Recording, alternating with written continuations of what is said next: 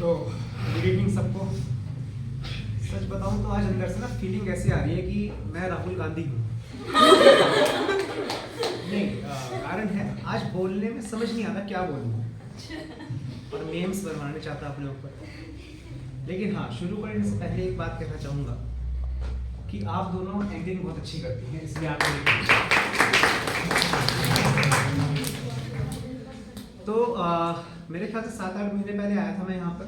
तो मैम ने मुझे कहा कि सर देखिए, आप 11th-12th में इंटरेस्टेड हैं, लेकिन 11th-12th मेरे पास नहीं है अभी, और 10th की एक स्टूडेंट है दीपशिका, आप कैरी ऑन करना चाहेंगे? मैंने कहा हाँ मैम करते हैं, क्योंकि मेरा एम कुछ और था। मेरा क्या था कि जहाँ मैं ज्वाइन करता हूँ मैं लॉन्ग टर्म प्लानिंग लेके चल रहा था कि कम से कम 5 से 10 साल वहाँ पे टिकना चाहिए और एक अच्छे इंस्टीट्यूट में वो कन्वर्ट होना चाहिए। और पहला स्टेप तो एक बच्चा ही होता है। चाहे जैसे मैम ने बताया कि जब मैंने स्टार्ट किया था तो मेरे पास एक भी स्टूडेंट नहीं था, तो कोई पहला तो आया ही होगा, तो इसलिए मेरे पास भी एक ही स्टूडेंट थी। धीरे धीरे 11th की डेमो क्लास हुई, फिर 12th की डेमो क्लास हुई। वो बात अलग है कि जुलाई के महीने तक डेमो ही होती रही, बैच बन नहीं रहा था, और उसका कारण आज हाल ये है कि 12th में सिलेबस लैग कर रहा है। चलो क्या, वो बात अलग है। हाँ, तो अभी मैम ने शब्द कहे थे दो कि स्मार्ट वर्क का ज़माना है, हार्ड वर्क अच्छा है। बहुत अच्छी बात बोली मैम ने कि हार्ड वर्क अच्छा है, आप 18 घंटे पढ़ते हो जो बुरा नहीं है, लेकिन अगर आप उसको स्मार्टली नहीं पढ़ रहे हो तो वो किसी काम का नहीं रहता, इतना यूजफुल नहीं रहता आज के दौर में जब कंपटीशन इतना है ना। उसमें मैं 2 वर्ड यूज़ करना चाहूँगा, मेरी क्लास के जो स्टूडेंट हैं वो रिलेट भी कर पाएंगे। मैंने एक बार क्लास में 2 वर्ड्स यूज़ भी किए थे कि पढ़ाई एफिशिएंटली भी करो और इफेक्टिवली भी करो। याद है? एफिशिएंटली भी करो, इफेक्टिवली भी करो। इसका एग्जांपल क्या है? बैक इन 1930s आप सब लोगों ने कार कंपनी का नाम सुना होगा, टोयोटा, जिसकी फॉर्च्यूनर आती है, विधायक वाली गाड़ी, टोयोटा कंपनी ना। टोयोटा कंपनी बहुत ज़्यादा लॉसेस में चल रही थी 1930s में, 1930s का डेकेड था। तो उनके सीईओ की मीटिंग हुई कि भाई क्या चल रहा है, हम तो लीडिंग मैन्युफैक्चरर थे कार के, लेकिन हम लैग क्यों कर रहे हैं।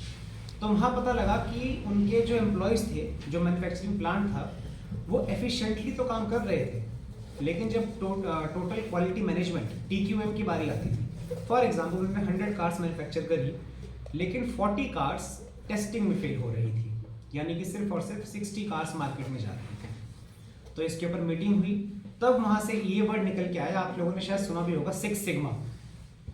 नहीं सुना है तो 6 सिग्मा का आज की डेट में एग्जाम्पल है, मुंबई में डब्बे वाले होते हैं ना, उनको पता होता है कौन सा डब्बा हमें कहाँ देना है, वो 6 सिग्मा पैटर्न फॉलो करते हैं। 6 सिग्मा 2 वर्ड्स पे काम करता है, एक एफिशिएंसी पे और एक इफेक्टिवनेस पे। एफिशिएंसी का मतलब है कि अगर आपको 100 कार्स बनानी है तो 100 कार आप 10 दिन के अंदर अंदर बना दें। और इफेक्टिवनेस ये कहती है कि अगर बाय चांस कोई गाड़ी में डिफेक्ट आता भी है तो 5 से ऊपर वो कार्स नहीं होनी चाहिए, मतलब 95% की एफिशिएंसी भी होनी चाहिए और इफेक्टिवनेस भी होना चाहिए।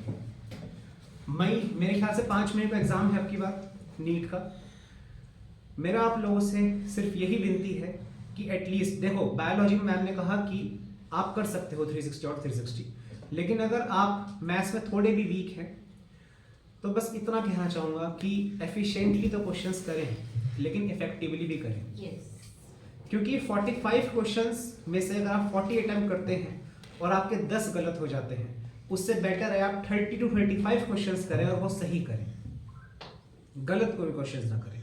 एफिशिएंसी और इफेक्टिवनेस बहुत ज़रूरी है लाइफ में, है ना। और एक बात और कहना चाहूँगा कि लाइफ में ना चिल रहें। हमारी क्लास में एक लड़की है दीपांजलि नाम की, बहुत ही नटखट बच्ची है वो, लेकिन प्यारी है। वो हमेशा ये परेशानी मुझसे कहती रहती है कि सर आप पढ़ाते हो, बहुत अच्छा पढ़ाते हो, घर जाके क्वेश्चंस भी हो जाते हैं, लेकिन प्रीवियस ईयर क्वेश्चन करती हूँ तो 20 में से ना 12-13 हो पाते हैं, बाकी 8 नहीं होते। तो मैंने कहा इतना नेगेटिव सोचना क्यों है। अगर आपके 70% क्वेश्चंस हो रहे हैं और बाकी के 6 क्वेश्चंस आउट ऑफ 20 आप सॉल्यूशन देख रहे हो, वो सॉल्यूशन आपको समझ आ गया कि हाँ ठीक है, समझ आया, सर ने पढ़ाया था, इसका मतलब ये है कि आपका कंसेप्ट क्लियर है।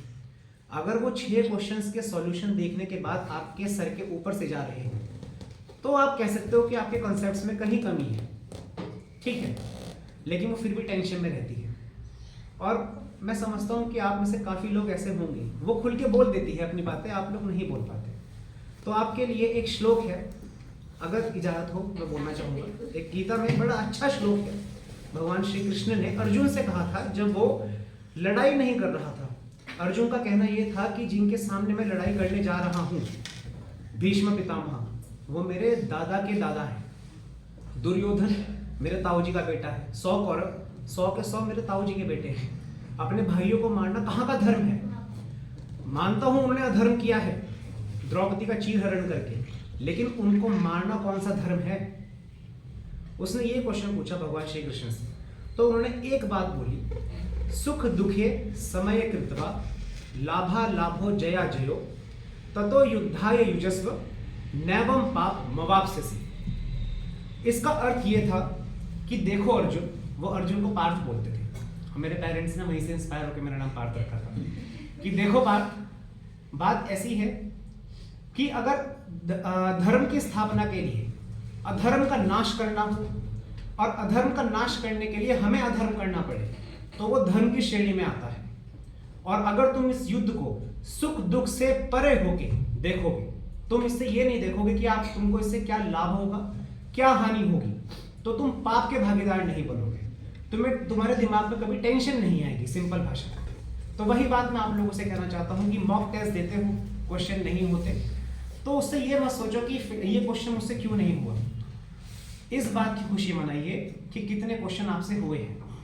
अगर मॉक टेस्ट में एग्जाम्पल के तौर पे 45 क्वेश्चंस कर रहे हैं फिजिक्स के और 30 क्वेश्चंस हो रहे हैं, तो 30 की खुशियां मनाइए, क्योंकि अगर 30 की